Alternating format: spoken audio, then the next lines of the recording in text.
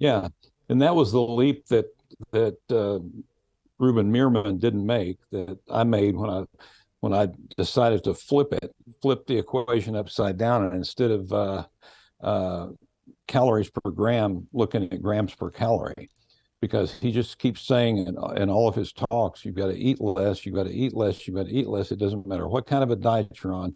If you eat less, you're going to lose weight, because it's atoms coming in versus atoms going out. And he's right. The thing that he missed, because he talks about low carb diets. He says, some people do well on low carb diets, some people don't. It doesn't matter in terms of weight loss. It's atoms in versus atoms out.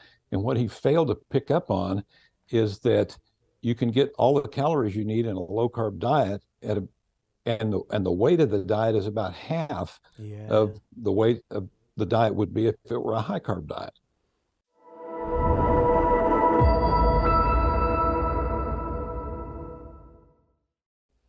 A few months ago, I put up a blog on Health Results website talking about calories. I was furious that the government has started making us put calories in restaurants on every single meal. And I put an article up saying that, well, as far as I'm concerned, calories are one of the worst measures of anything ever to happen. And got a bit of backlash from some people. Some said I hadn't explained it properly. And then in America, I came across a brilliant doctor who knows way more than I would ever know about this. And I'd like to introduce you right now to Dr. Michael Eades. Michael, thank you for joining us. Oh, glad to be here. Yeah, I loved your speech the other week at the low carb event. And we can go and talk about all sorts of things around calories and what that really means as a measure. We can put that little video clip up that you showed at the conference. Before you do, I just want to show people the amount of books that you have written, and we'll talk about protein and things like that, but I just want to big you up at the beginning. Protein Power, I've read, I think it's absolutely fantastic, but we'll show all these up on the screen. In fact, there you go. Lose Your Middle Age Middle, the Protein Power Life Plan. Now, all of these books, by the way, are available in the UK. Some of them at the moment are out of stock, but the sort of online-y type books are there as well. So do go and check them out. And I'm sure by the end of the video, you're going to be racing to Amazon store to get hold of a few of these. Let's start, Michael. Tell us a little bit about your history, your background, and the fantastic work you're doing with your wife. Let's talk protein, let's talk calories, and then let's bust some myths. Okay, well, my history is my undergraduate degree is in engineering, and I worked as an engineer, a civil engineer, for 5 or 6 years before I went back to medical school. Went to medical school, trained after medical school in a general surgery. Waited. My wife was a couple of years behind me in medical school, so waited while I was waiting for her to get out. I also worked a lot in emergency rooms. She got out and did her postgraduate training, and then we both worked in emergency rooms. And then we decided to open one of the first chains of urgent care centers. You probably don't have those in the UK, but they're all over the place in the United States. But they did not used to exist, and we started one of the first chains of urgent care centers where we just took all patients that came in with anything. They were kind of like freestanding emergency rooms. And then I did, after that, while we were in the process of doing that in the early 80s, I sort of developed a weight problem myself and decided to really bore into that and try to figure out what was going on, because there really wasn't a lot of literature about it. And I remember going through my biochemistry textbook and tracing out all the different pathways for fat storage, and they all involved insulin. And so I thought that, well, how do you lower insulin? Because at the time there weren't any drugs to do that, and the only way you can do it is by restricting carbohydrates in the diet, which is what I started doing, and lost all my weight. And patients saw this and they wanted to know what I was doing, and so I started putting people on that. The next thing I knew, I had a whole separate practice just taking care of overweight people and people with diabetes and people with lipid problems. And out of the kind of the diet that we put together for that, we wrote the book Protein Power. and it's all gone from there.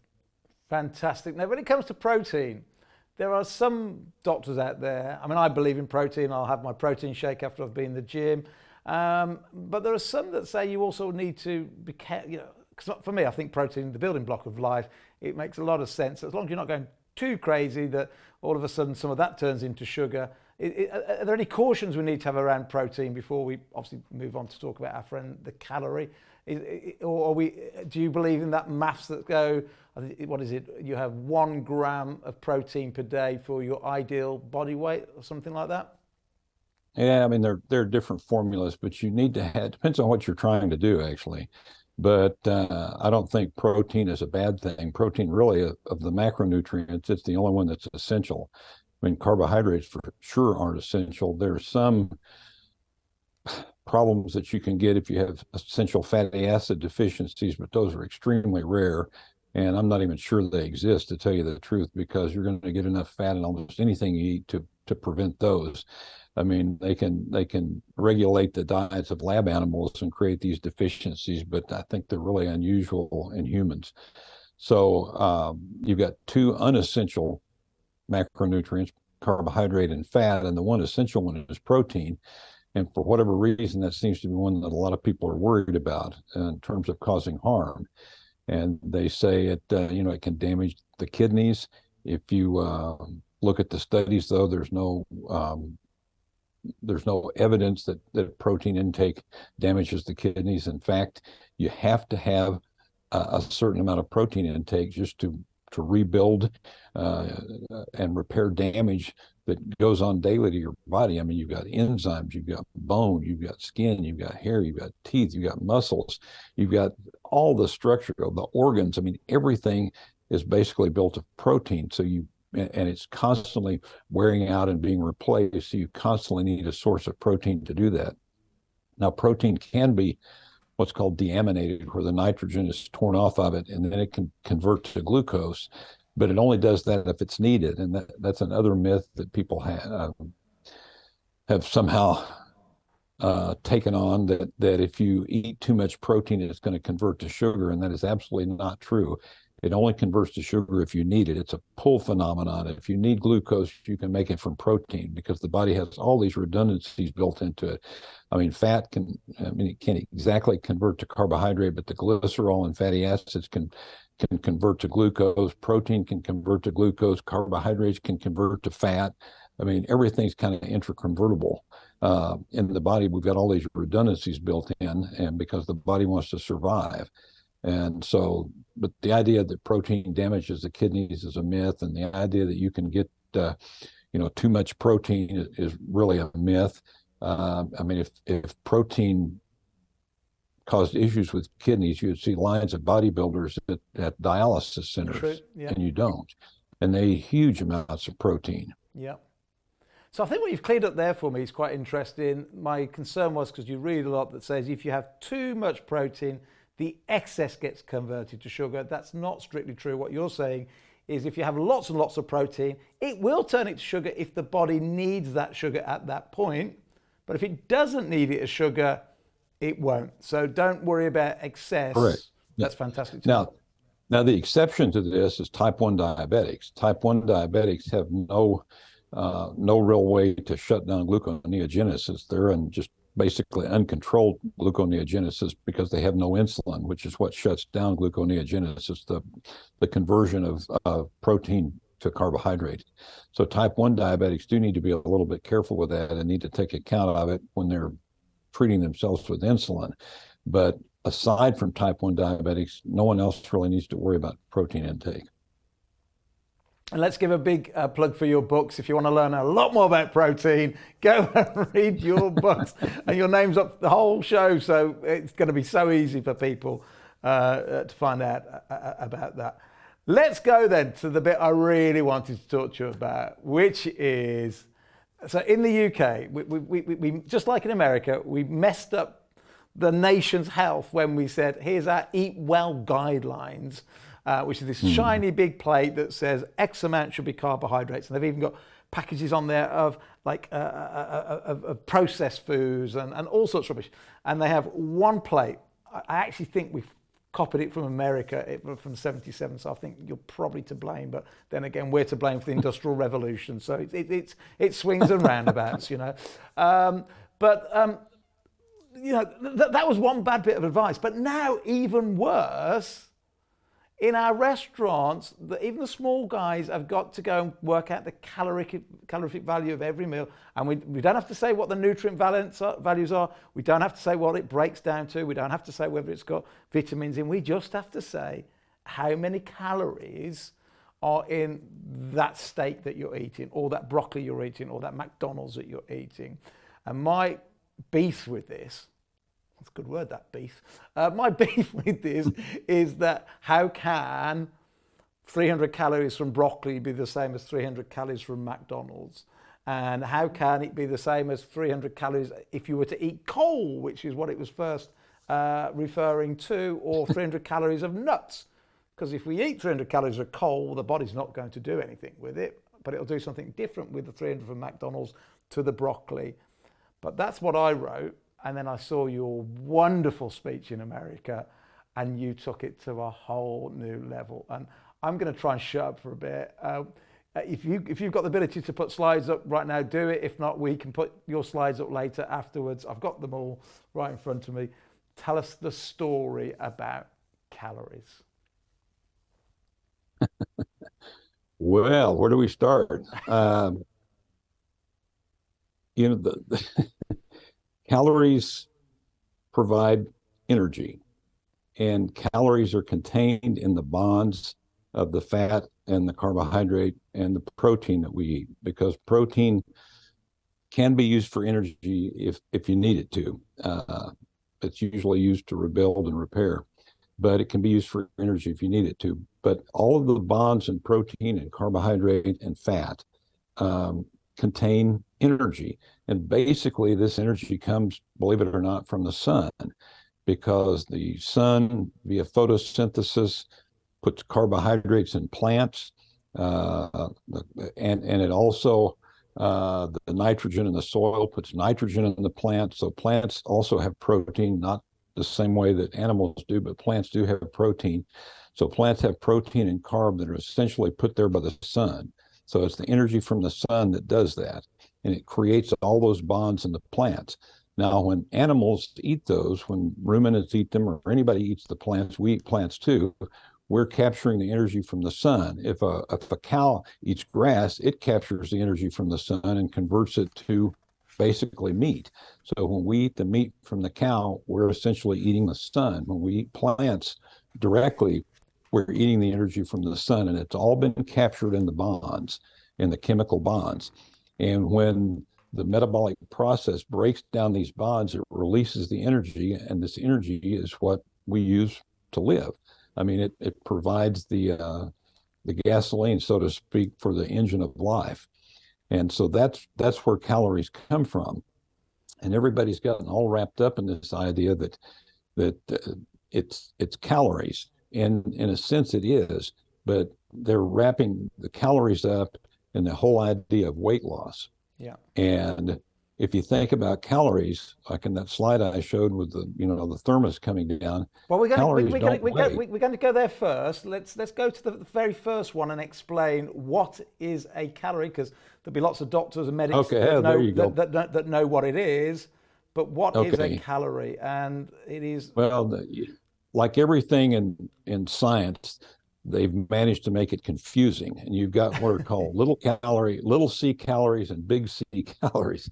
And a little c calorie is the amount of heat that it takes to raise 1 gram of water 1 degree Celsius or centigrade, whatever you want to call it. Okay. And that's a little c calorie.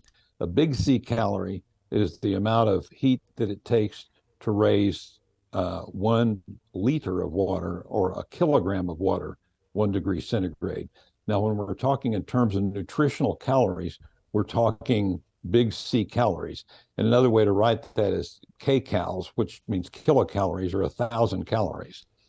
So so basically calories back in the late 1800s, a guy named Atwater in the United States was determined to find out the energy content of foods. And he put people in these kind of primitive metabolic chambers, watched what they ate, measured the amount of heat they threw off, measured their excretory products, and determined that carbohydrates basically provided about 4 calories. Now that's the intake minus outgo, because he calculated the fecal output and everything else that went along with it. So he decided or calculated that a carbohydrate provided essentially 4 big C calories, or 1 kcal.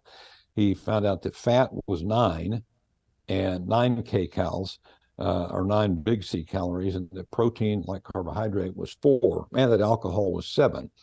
And so since that time, we've got a lot more accurate way to measure it, and they've changed a tiny bit, but not that much. He was really pretty good at what he did. And so now still today, we consider carbohydrates to be 4 calories, fat to be 9, and protein to be 4. Yeah. And so that's where the whole idea of calories came from, or how many calories are wrapped up in a gram of carbohydrate, or a gram of protein, or a gram of fat. And the real interesting thing, of course, is the whole thing right at the beginning came from France, and it had nothing to do with food. It was, they were trying to calculate how much coal they needed on the steam engine to fuel the steam train. So they needed to know how much coal they needed to raise the water temperature and then we took that thing from trains and coal. And by the way, they eventually dropped it for measuring the energy for coal because it wasn't very efficient, and said, it doesn't work. And then we go and take something that was intended to measure coal, and then it gets involved with food. And then of course, everybody goes, well, a gram of fat is 9 calories, and a gram of carbohydrates or proteins 4, or therefore you've got to avoid the fat because that's heavier. But when we, anyway, I'm getting ahead here. I don't want to go ahead. So we just then put the slide up of the flask. And this is where you got me. And it's almost like we're getting to the end of the story, but we will go back and fill the blanks in a moment, because I'm going to go to the end and then come backwards. So we put a flask on some bathroom scales or kitchen scales. We put a litre of water in the flask at 100 degrees C. The water weighs 1 kg because it's a litre, and the room temperature is 20 degrees C. Then we give it a bit of time with this experiment, and the 1 litre water drops its temperature eventually down to room temperature, but it still weighs 1 kg, yet it's lost 80 calories. This is the bit that got me, because if it's lost 80 calories, how can it still weigh the same thing? And yet it does. Yeah, I know. And so if it loses 80 calories, how can weight loss or gain be a matter of calories in versus calories out? Because calories don't weigh. They're a measure of energy. Yeah. And that, and so that, if you think about it that way, it's not an energy balance equation. The energy balance equation would say total energy equals energy in minus energy out. But we use what they call the energy balance equation because it's incorrectly formulated as the change in weight. Your weight gain or loss is a function of energy in minus energy out. But how can that be? Because energy doesn't weigh anything. So how can your weight change because your energy goes up or your energy goes down? It's fascinating. It basically is saying a bit like LDL cholesterol. Have we been barking up the wrong tree for quite a long time? It's like, let's go and slap the Eat Well guideline on because people are starting to get fat. Oh, they're still getting fat following our guidelines. Let's think of another crazy system.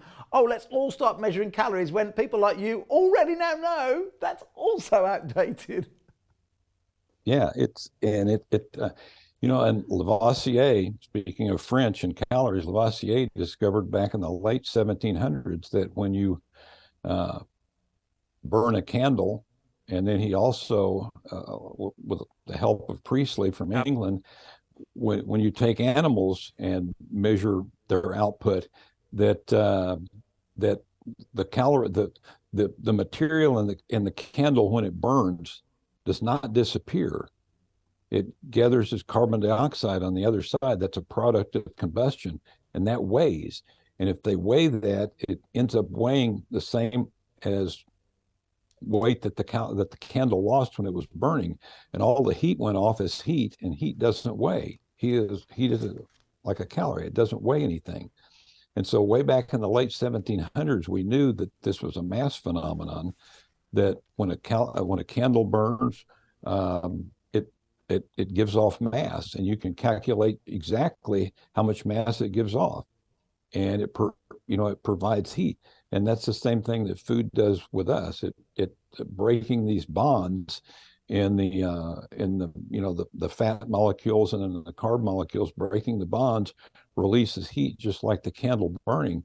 But the carbon and the hydrogen and the oxygen that make these bonds are broken down, and those are excreted, and those weigh, and those accumulate. And that's what I showed in that little video that I played. Well, that's where I think we should go right next. We'll go right now and show the video that you played. And it's a bit technical, carbon dioxide and water. It's amazing. And then you can explain to us straight after that exactly what we just learned. Now, I better just prove that you do breathe this stuff out, right? If you metabolize sugar, you turn it back into carbon dioxide and water. So, every time you exhale, out comes a bit of carbon dioxide. You can't see it. This is the problem. This is why people don't know how you lose weight. So there you go. I've trapped some breath. I've inhaled that. 5% of the air in there is now carbon dioxide because it's come out of my lungs. I've got some liquid nitrogen here, and I'm going to use that to freeze this air. Liquid nitrogen's minus 196. It's very handy. It's right there. In fact, I'll just pour it straight on. So be a little bit careful with this stuff. I use it all the time. If I look a little blasé, I don't mean to. Please respect this stuff if you play with it the way you would respect boiling hot water. Now, if you pour it onto a balloon, the balloon does not pop, which is incredible. The nitrogen's minus 196. Oxygen turns into a liquid at minus 183. So the oxygen in the balloon is turning into liquid. Carbon dioxide turns solid. I've got a big bowl of it there. But it turns solid at minus 78. So in the balloon now, I have I have liquefied oxygen and frozen carbon dioxide. And when I take it out, you'll see them. So it'll just take a while for the balloon to go a little bit clear at the top. The nitrogen in here, air is 79% nitrogen. The nitrogen is in the top of the balloon. But now, look at that liquid down there. Can you see that? That's the oxygen from my breath that I hadn't used. But once it's all gone, there'll be some white powder left. Right, the white powder is breakfast. That's the carbon dioxide, the carbon atoms I ate in the last 24 hours. And when I blow on them, they get warm enough to turn back into gas, and they vanish, and people think there's nothing in the balloon. The balloon has mass. Those atoms have mass. You can see carbon dioxide has mass when you solidify it, but when you breathe it out, you don't see it. And we've been confusing people by talking about kilojoules or calories, and they're really important. But people do not seem to understand that when you lose weight, you're losing atoms. You can't just turn atoms into nothing. In fact, science teachers out there, you need to change the way you teach chemistry, because those people, and many in this room, think that you can turn atoms into energy. Well, it's one of the founding principles of modern chemistry. You cannot turn an atom into pure energy. It's called the conservation of mass. Before a reaction and after a reaction, we teach kids you've got to have the same number of atoms. It's called stoichiometry. Totally fascinating. And that was just a few breaths. Is that part of the reason why at night when you're asleep, you wake up the next morning, you jump on the bathroom scales and you weigh a lot less because you haven't really used much physical energy, but just the fact you've been breathing all night, that you've carried on losing weight? Mm-hmm. Yeah, absolutely. You always lose weight overnight for that very reason. That because not only are you breathing out carbon and oxygen, as that little video showed, you're also breathing out water vapor. And you probably get rid of, about a pint of water a night too. And that, of course, weighs, because you get rid of the carbon via CO2, you get rid of the hydrogen via water, H2O. Fascinating. What I want to do next, because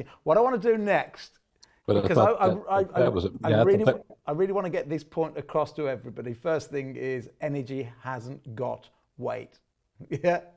Because people go, oh, I'm eating too many calories, therefore I'm eating too much energy. No, the actual energy doesn't have weight. I wanted to get that across, which I think you've done brilliantly by everything you've done so far. But I'm just going to bring up the survey I think you did, if I remember right, across 50 doctors, 50 personal trainers, and 50 dietitians. Talk us through, we'll put the first few on, talk us through what we're looking at right now. Okay, yeah, right. Right. And this was not my survey. The guy that did that video is a guy named Ruben Meerman, and he's a physicist from Australia, and he's been talking about this for years, except I think he missed one critical part of it that we can talk about in a minute. But he went around, he did this survey in Australia, and he queried family doctors, dietitians, and personal trainers, and he asked them, when someone loses weight, where does it go? Mm-hmm. And the vast majority of them all said that it's dissipated as energy and heat. That's what most people think. Some people, kind of say other. Some people say it's you lose it in feces. Other people say it converts to muscle. If it converts to muscle, it really doesn't lose weight. Some people say sweat and urine. Some people say they don't know. Doctors weren't in that category. Yeah, exactly. No doctor said I don't know. And then the last, there were 2 or 3 dietitians that got it right. Yeah. That when you lose weight, it goes out as carbon dioxide and water. Yeah, fascinating. And he did this. This thing and published it in the British Medical Journal back in 2014. And he's gone around and done that demonstration. He does that all over Australia, showing it to school kids. And I actually contemplated, as I said at the meeting, I contemplated doing that myself. And then I watched it a couple of times. And I'm not going to do that. So that's why I played his little video. And he's got a longer TED talk about that. But the funny thing is he kind of missed the point on the whole thing, because he talks about low carb diets. He said it doesn't matter what diet you're on. You just need to eat less, because if you eat less, you're going to lose all this weight via your breath. You're going to get rid of and exercise more.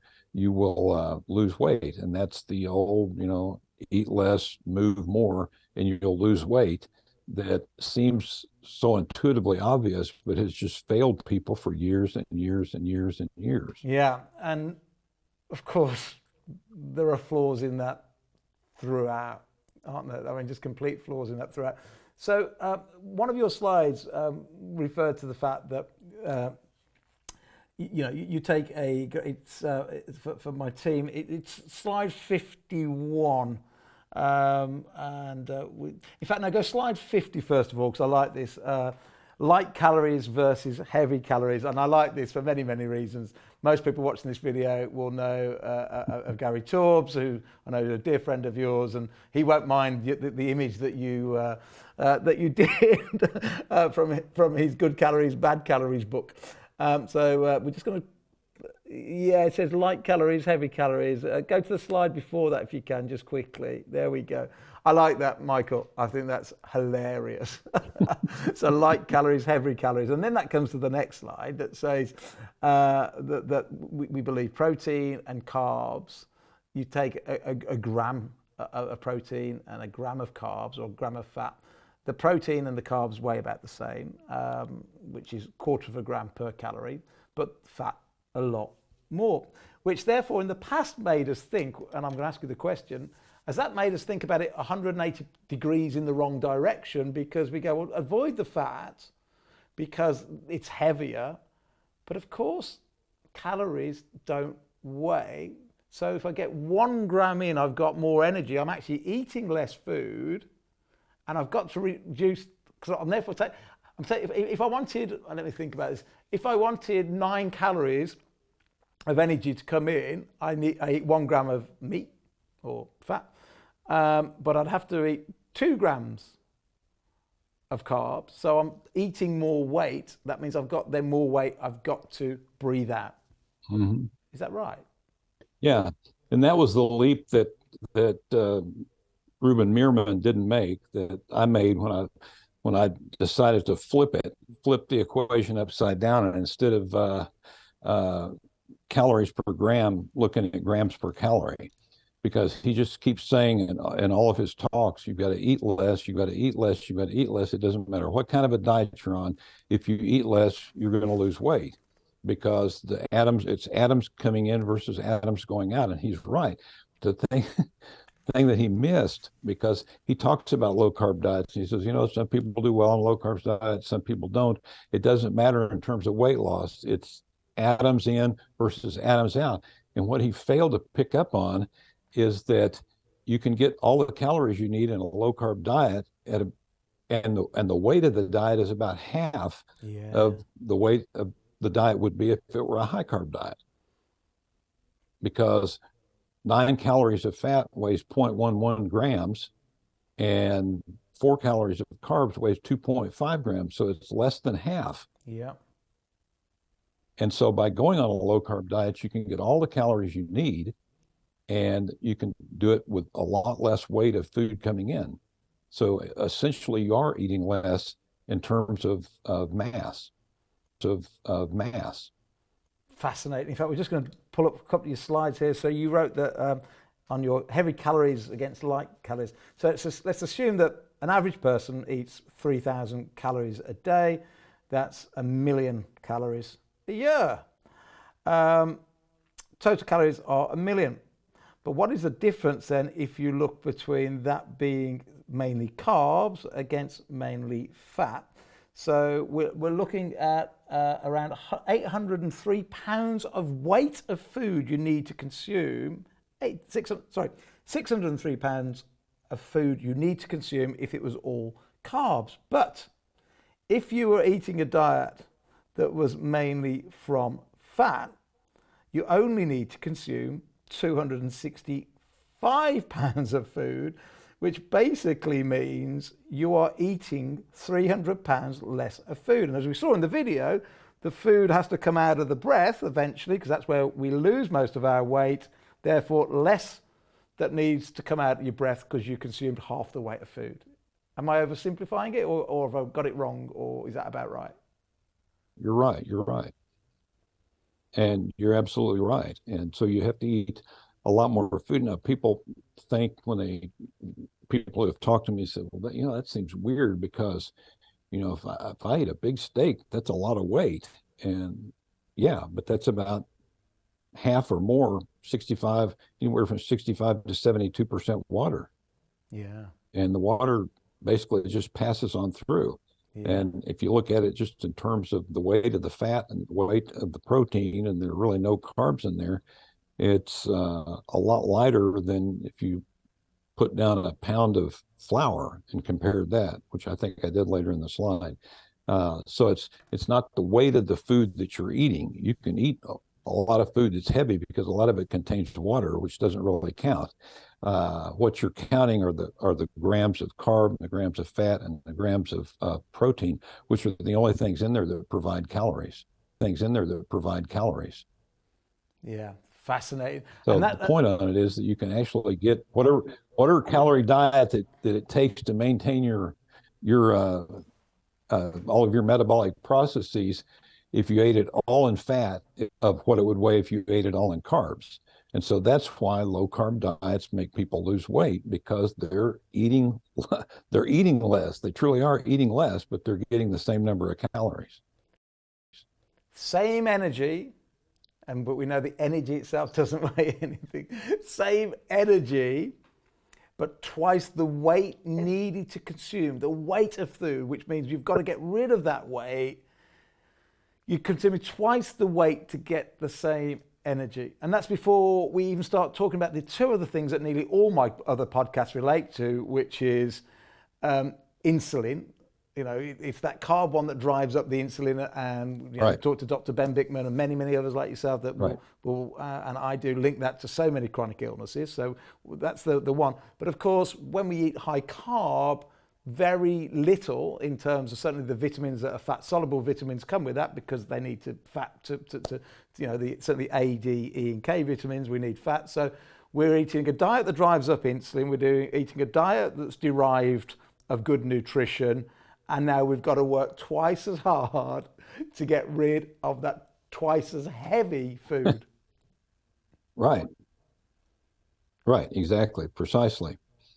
And on as to whether or not, the big academic debate that I talked about really at the start of the talk, there's one group of people who believe that it's just all a function of calories. And the other group of people believes that it's a function of sort of the metabolic processes that various foods stimulate. Insulin, for example. I mean, insulin makes you store fat. If you've got hyperinsulinemia, it's hard to get fat out of the fat cells because insulin is constantly up. And so I think that people who are just calories in, calories out are completely off the track. But I do think there is something to the carbohydrate insulin model, that hypothesis, because I think that when you lower the insulin levels and you release this fat, you tend to burn it. I mean, your body has this sense of when your nutrients are low and when they're high. And when they think nutrients are low, they tend to preserve and conserve. And they can crank your metabolic rate up and down. It's not like a car. It's not like a car that gets X number of miles per gallon. Your body can adjust its metabolic rate as a function of what it senses its fuel reserves are. And so if you lower insulin levels and you've got plenty of fat coming out of the fat cells, the body reads that as basically a time of plenty, and okay, we can waste calories. And so I think that they do burn more that way. And insulin is involved in nutrient partitioning. It builds up fat. If you lower insulin, you reduce fat, and so I think you actually do burn more. So you get really a double bonus. You get weight loss because you're eating less food in terms of mass, and you also get weight loss because you're burning more, because your body senses that you have an energy sufficiency. It's fascinating, isn't it? I think Jason Fung said it really well. It's like a thermostat in the house. It's all homeostasis is trying to keep that balance, and if you've got loads of excess, it's burning more, and if you're the opposite and you've got way too low, it's trying to conserve. It's always trying to stay in homeostasis the whole time. So it's just such a Is it complicated, or is it just really simple? It's one or the other. I mean, I think it's fairly simple, but there have been a handful of overfeeding studies where they take people and overfeed them. There've been a lot of diet studies where they take people and underfeed them to try to see what happens and which diet brings about the most weight loss. But there have also been a number of overfeeding studies, and what they find out in overfeeding studies is that it's hard to get people to gain weight because of this phenomenon of this process that the body has of saying, hey, we got a ton of food coming in, we've got to crank up the metabolic rate. And so just like people don't seem to lose weight as the caloric model would predict, they don't gain weight that way either. They gain less weight than you would think they would, given the number of calories that they're eating, because the body burns them off. And they lose weight slower than you would think, because when the body senses it's in starvation mode, it tightens down and stops, all kinds of movements that you have, and keeps you stiller, makes you sleep differently, and you just don't burn as much energy that way. And so the body has got this ability to, conserve or splurge based on what it senses your nutrient balance is.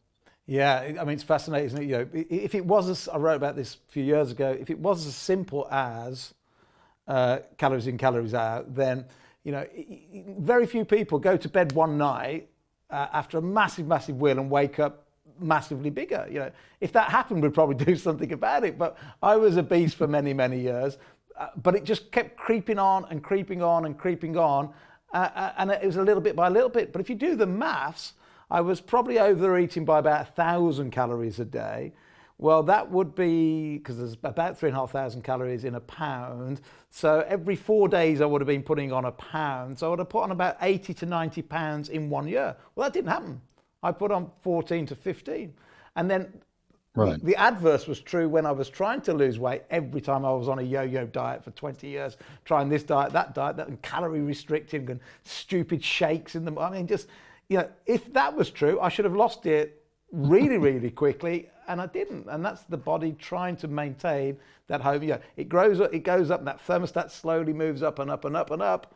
And then what you've got to do is bring that thermostat back down, and that's really why that's changed the diet and intermittent fasting, I believe, are the ways to do that. And you said you've been on the same journey as myself. You were overweight for a while. Mm-hmm. Yeah, I was overweight, and I'd been thin all my life, and all of a sudden, when I was, I don't know, early to mid 30s, I just seemingly overnight exploded into obesity, and it's been a struggle since. And I went up and down and up and down and up, and mainly up, and until I clicked on this idea of the low carb diet. And when I did that, my weight came down, and it's still vacillates a little bit, but at a much lower level than it did back then. So there's 3 reasons why everybody needs to listen to what you're saying, right? First one is, I always like it when the doctor and the expert's been on the journey themselves, because they're not just talking from a medical perspective, they're talking from N=1, and I always think N=1 is so powerful. But also the fact that your background was an engineer before becoming a doctor, and I've got so much respect for engineers, because you're always looking for the reason why. Not how do we mask the symptoms afterwards, or let's deal with it now we've got it. It's what caused, we put A and B together and what caused that. I want to come back to something else as well. I want to go back to that image you created of breathe more, weigh less. We'll come back to what you meant by that in a moment. But I love the fact I just love that image. Breathe more, weigh less. And we've had a couple of great doctors on that have written books, one called The Oxygen Advantage, and about the breath and how important it is to breathe right. But I want to go to if we just go, I think you've done a brilliant job on explaining it, that calories don't weigh anything, therefore we're kind of measuring the wrong thing. I want to go technical just a little bit, I just want to go back to a couple of slides you had the other week about the mass balance equation.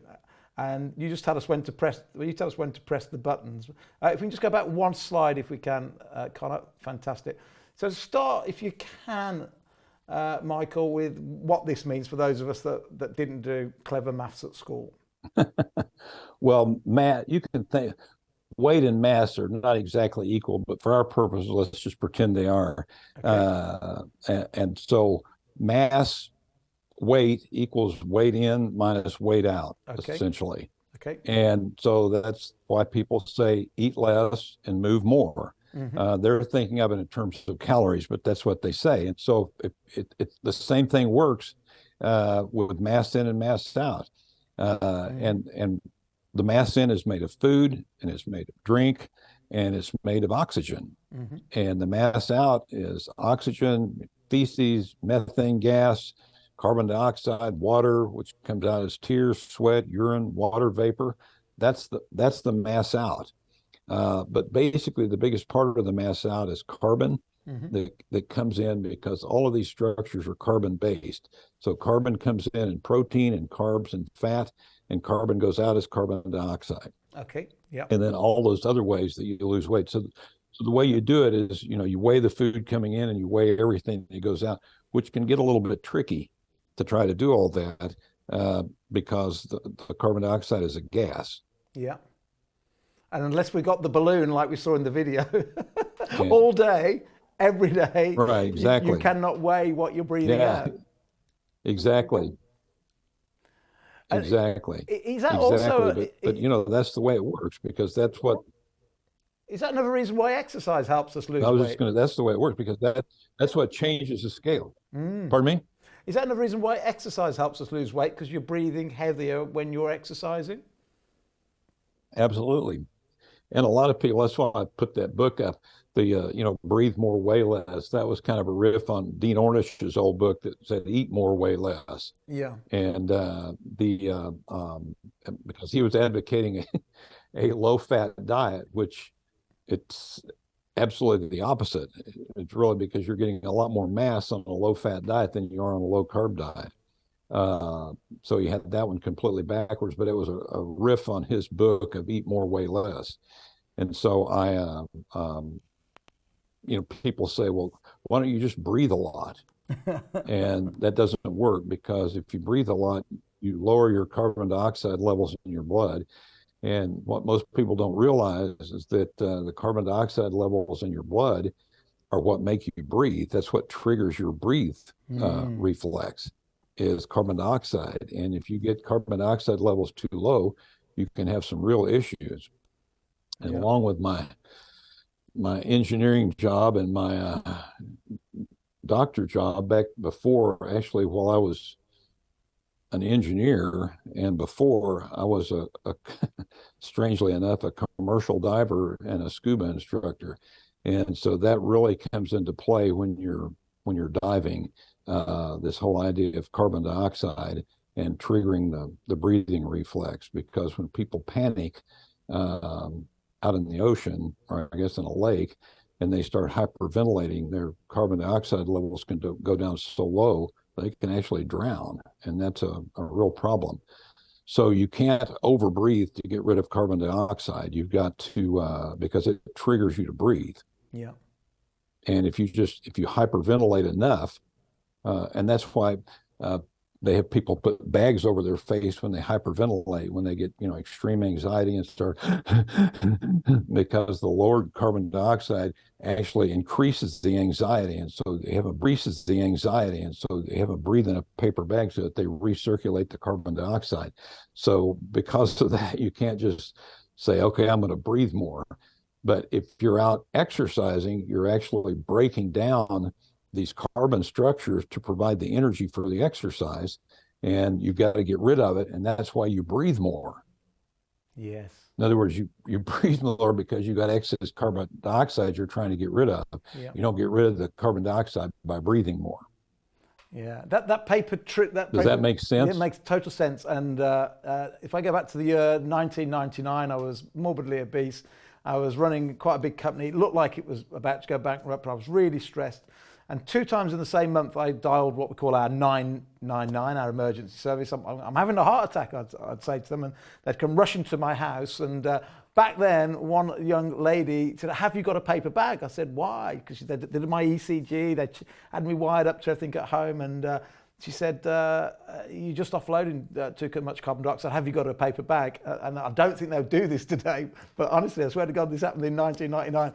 And they taught me that thing of breathing in and out of the paper bag to make sure I'm not offloading too much carbon dioxide. And correct me if I'm wrong, we need the carbon dioxide to offload we actually need the CO2 to offload the oxygen to the cells. Without that, we can't offload the oxygen. So we actually, by not having enough CO2 in the body, we're unable to get the oxygen out to the cells. Is that kind of right-ish? Yeah, I mean, absolutely. CO2 is important. It's important in all kinds of reactions in the body. And it's also just a product of combustion. And that's what Lavoisier found out. And so when you burn energy and you break down these bonds, you release the carbons. And those are products of combustion. You've got to get rid of them. But CO2 is actually an important cofactor, I guess you would call it that, in a whole lot of reactions. So it's really important, but it tends to accumulate if you don't breathe. So you've got to breathe it out, because again, if it were just calories coming in and calories going out, it wouldn't matter. But it's mass coming in and mass going out. And when you burn the calories, you break down the carbon structures to release the energy that you use to operate the machinery of life. But you got to get rid of the carbon, just like the exhaust in your car. Yeah, it's fascinating. I love it. Absolutely. I'm going to go back technically again because there was something else that you said that I didn't understand at the conference. So I'm going to ask you to explain it to me again. Connor, can we go to slide 44 where we've got an energy in a spoon of sugar? And I really want to pick up on this because you'll remember at the conference, Dr. David Unwin, and Dr. David Unwin and I, for years now, have been relating everything back to 1 teaspoon of sugar. Everything's a teaspoon. You know, a slice of bread turns into 3 teaspoons of sugar. A baked potato turns into 10 to 15 teaspoons of sugar. A Subway sandwich, I'm always having a go at, because again, that's something else you gave us from America, I'm afraid. They're all over England now. My dad says, who's a diabetic type 2, oh, I have the meat filling now, I'm doing much better. I'm going, yes, Dad. But that 12 inches is 150 grams of carbohydrates, which turns into 15 teaspoons of sugar, which is worse than having 2 cans of Coca-Cola. And anyway, I've gone off on one. I apologize. Talk me through these 2 or 3 slides, which ends up in a moment with a big explosion. Yeah, that's Atwater right there, the guy that developed all that figured all this out back in the 1800s. And the the energy contained in 5 grams of sugar, you've got 2 different energies. You've got the energy that's contained basically in the links, because sugar is made of carbon, hydrogen, and oxygen. C6H12O6 is the formula for sugar. And so you've got, or the formula for glucose, a table sugar like that's a combination of glucose and fructose. But anyway, 5 grams of sugar, you get 4 kcals per gram. Mm-hmm. So you get 20 calories in a teaspoon of sugar. And that's the calories that are in the bonds between the carbon and the hydrogen and the oxygen. But there's also energy in the atomic structures of the carbon and the oxygen and the hydrogen, but we don't really access that. What we access is the energy between the bonds. But if you look at the energy, just the energy, the atomic energy in a teaspoon of sugar, it's massive. Yeah, in fact, if we then go to, we'll quickly go through the next 3 slides, Connor, if we can. So we have our friend Einstein, who I quote all the time. So 1 tablespoon equals 5 grams of sugar equals MC squared. Next slide again. So if you then take that equation, now this is where I get a little bit lost. We then take that equation and we come to the next slide, Connor, and I cannot get my head round this. Press the button again, Connor. Yeah. Let's get the graphics on. I can't get my head around that.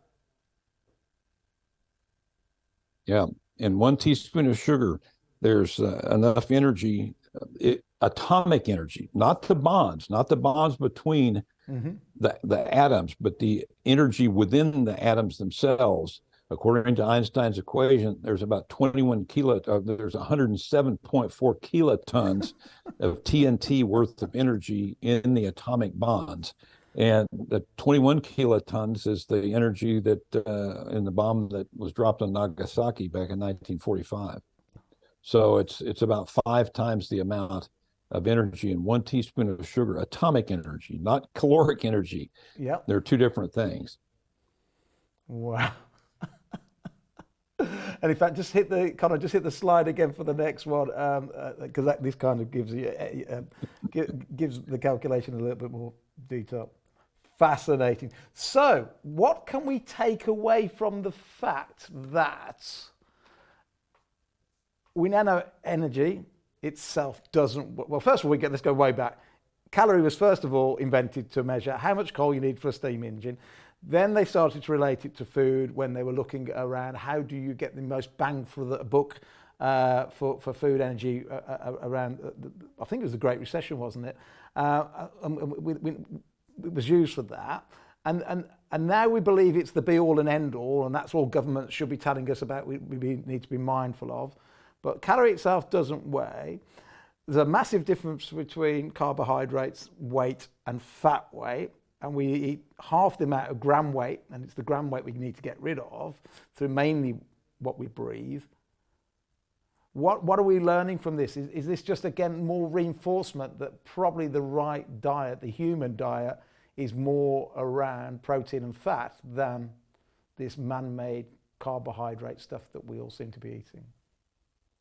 Absolutely. I mean, we've cut our teeth nutritionally on a fat and protein diet. We started out as scavengers 3 million or so years ago, and then we became hunters. We became hyper carnivores, and it's only been in the last few hundred years that we've really consumed massive amounts of carbohydrate.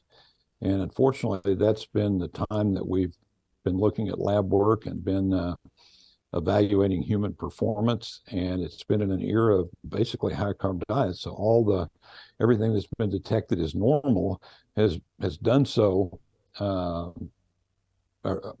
in the era of higher carb diets, and not what the ancestral diet would have been, let's say, 8,000 years ago. And so I think it's a lot of the labs that you see are incorrect. And what's interesting is I had this presentation that I made a long time ago where I talked about, this is the road to good health, that everybody thinks that you stay on this road to good health because you eat a low fat, high carb diet and you keep the calories down and you're over here. And then the real road to good health is over here. And this is the ancestral diet that our genes have been bred to do the best on over literally millennia, millions of years of natural selection. And so when people eat a diet that's more in line with the ancestral diet and all these problems get solved, people kind of freak out because they think, well, that's a terrible diet. But in actuality, that's really the true human diet over there. And they're just going back to what it's supposed to be.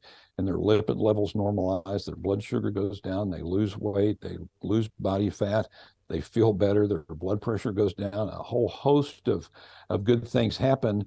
But it seems so counterintuitive because in everybody's mind, the road to good health is over here. And it's not. It's over here. Yeah. And people are just going back to what the real road to good health is. And I have this all laid out in a presentation that makes it a lot easier to see than me just moving my hands around on the screen.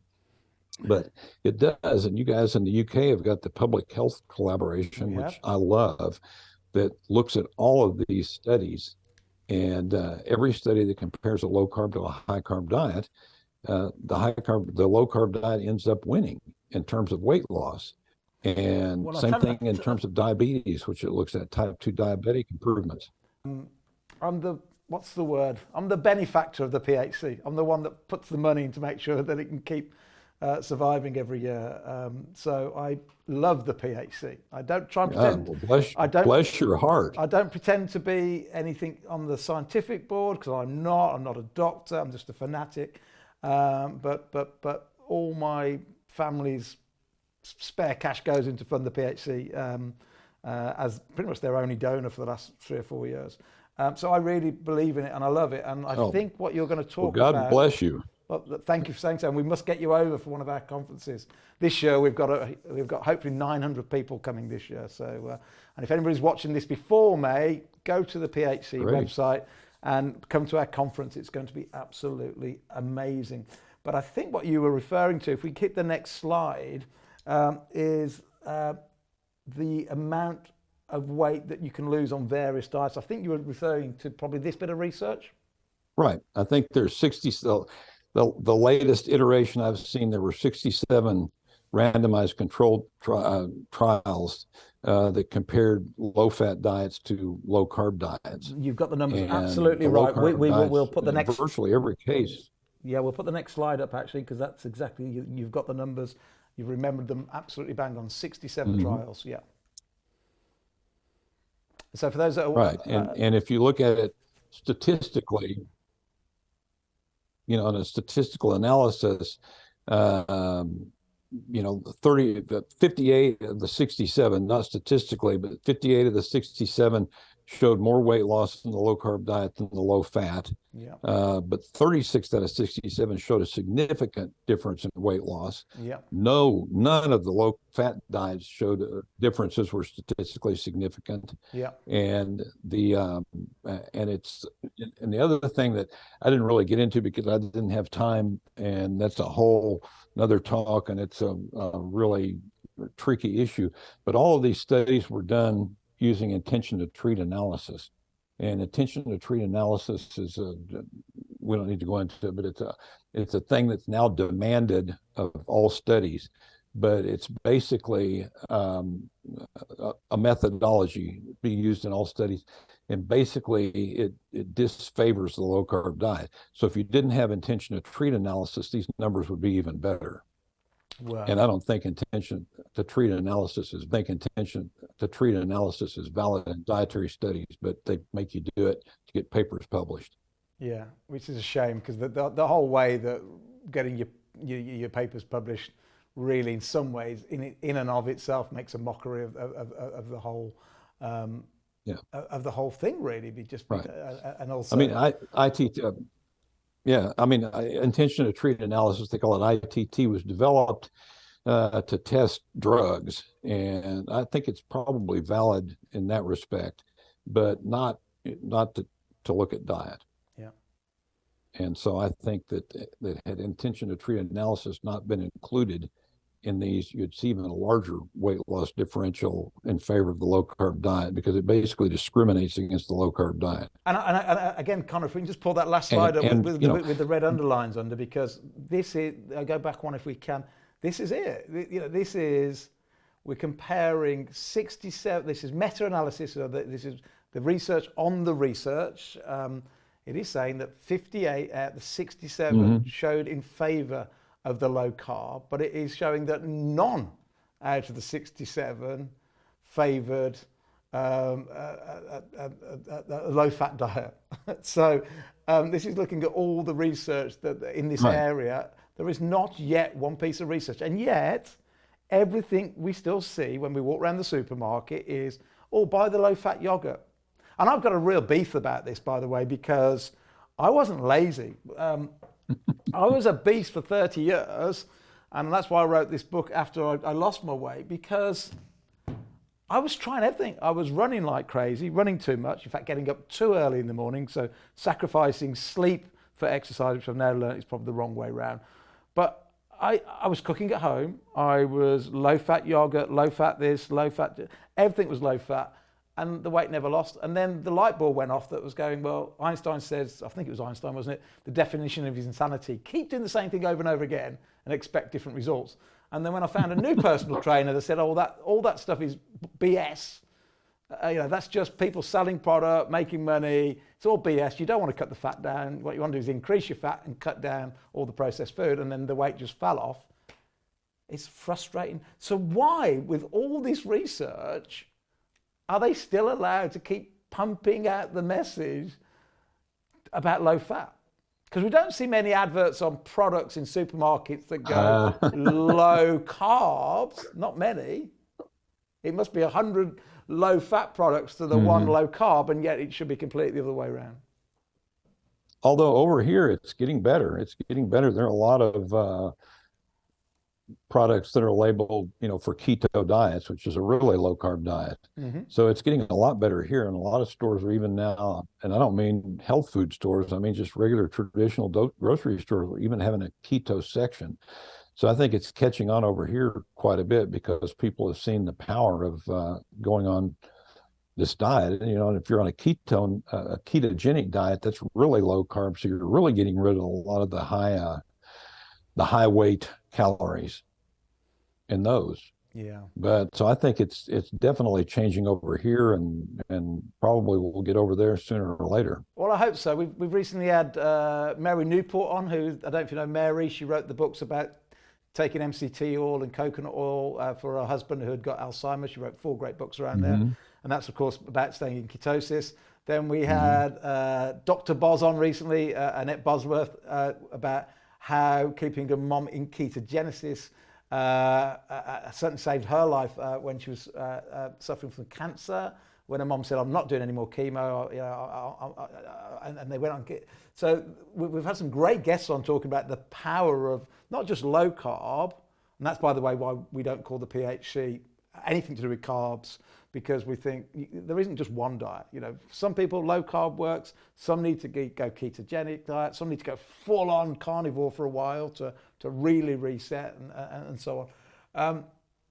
So let's hope that one day the message starts to come over here that we should have, shelves in the supermarkets that go, all these foods that are, going to keep you in ketosis. And, I've got the APOE4 gene, my mum's got Alzheimer's, so I have to stay in ketosis as much as I can. I measure my breath, I measure my pee on a stick, I do my bloods once every couple of days to make sure I'm staying in ketosis, because I believe nobody knows exactly what the therapeutical range is unless you've got any advice around that, but I believe it's between 1 mmol and 2 mmols, somewhere around there. If I can stay in that most of my life, keep my brain fired up on ketones rather than glucose, hopefully the APOE4 won't get me. Yeah, I mean, it should. And, and the ketones are another thing, they weigh. So when you're peeing out ketones, and you usually breathe out ketones too, that's getting rid of weight right there. I mean, ketones are formed because you got a lot of fat, and without going through the whole process, the fat ends up sort of stimulating, if you don't have a lot of insulin, if your carbs are low, stimulating the whole ketogenic process. And when ketones are formed, you can use them basically like you do carbs. And if you've got excess, you just pee them out, or you breathe them out. So, and they weigh. I mean, if you process the urine, so to speak, and pull those out, they have weight. So you're losing weight on a ketogenic diet just via the ketones going out. Fascinating.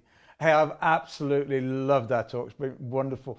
In addition to people going to your website, proteinpower.com, in addition to people going to your website and downloading your books, buying your books in the UK and following you on social media, and they should do all those things, because I think you're an absolute, like I said earlier, and I genuinely meant it, when an engineer becomes a doctor, that's one thing. But as I learned from you today, when somebody that used to dive becomes an engineer, becomes a doctor, that's even greater still, because you need to know exactly what's going on with your breath if you're doing your diving. I think that's fascinating. And of course, both you and your wife are doctors and qualified. But on top of buying your books and going to your website, I ask every guest to come towards the end of the show with, give me 3 tips for healthy longevity. What are Dr. Michael Eades' 3 tips for healthy longevity? I guess my 3 tips would be to cut the carbs, obviously, and the more you cut them, the better.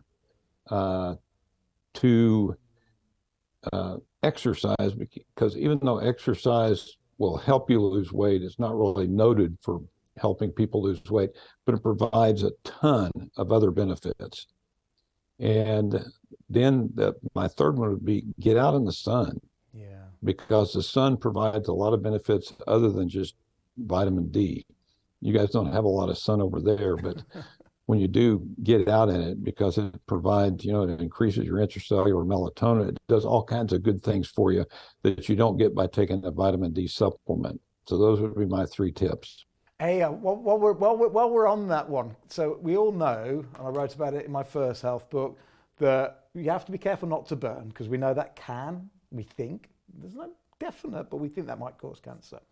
But we also know that there's about, I think it's something like 20 times more people die of cancers caused by lack of being out in the sun. So I'm just caveating what I'm about to say. I'm saying get out in the sun, expose yourself to sunlight, but don't burn, because burn is bad, we know that. But it's also equally bad not to get out in the sun. Somebody said at the conference, I'd love your view on this one, that it might have even been you that said it, I don't know, I'm not putting words in your mouth, that they said most people that are carnivore, or certainly not even carnivore, but if you're strict no processed foods, that means you're avoiding vegetable oils. And if you avoid vegetable oils, you are less likely to burn in the sun. And it's really interesting, because a light bulb went off at the conference. For the last 3 or 4 years, I live in Portugal most of the summer. And I've just stopped putting it on suntan cream. Occasionally I might have to, although I tend to just use coconut oil. That's like natural factor 8. But I haven't been burning. And a friend of mine said to me before I came to your conference, he said, Steve, a side effect, I've gone carnivore for a year and he looks amazing. This guy's 49-year-old. He used to be a professional football player. He then put some weight on at 10 years, not playing, went carnivore for a year. This guy is ripped, six-pack, just fantastic. And he said, but the side benefit, Steve, is I haven't burnt once in the sun since. Do you prescribe, or was it you that said that actually if you avoid processed foods, you're avoiding then vegetable oils and you're less likely to burn, or is that anecdotal, or is that just a load of nonsense?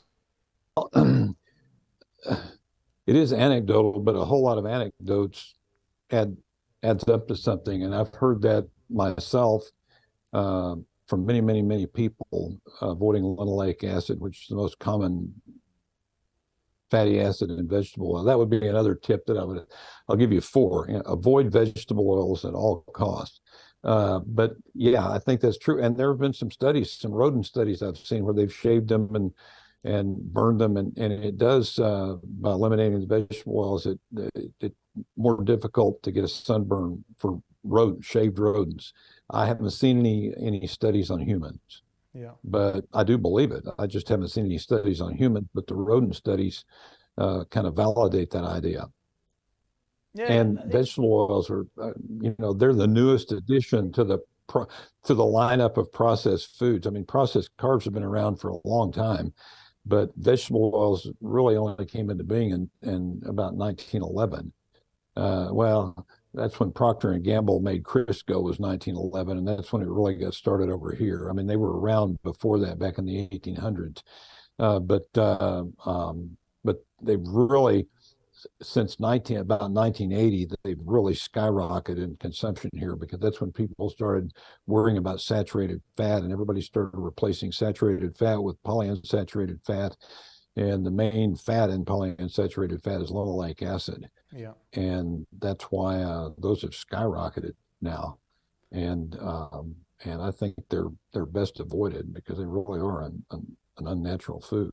Yeah. And they're not bad if you eat them inside the vegetables, but you don't get that much. I'm glad you added that as your 4th, because I've done so much research around the dangers of all these fake oils, even the way they extract from many seeds and the seed oils. And and I don't know if it's the same in America, but at McDonald's, I said to my kids the other week, we were driving along the motorway, and I was with some of my younger kids. I've got 7 kids, so but I was with the younger ones.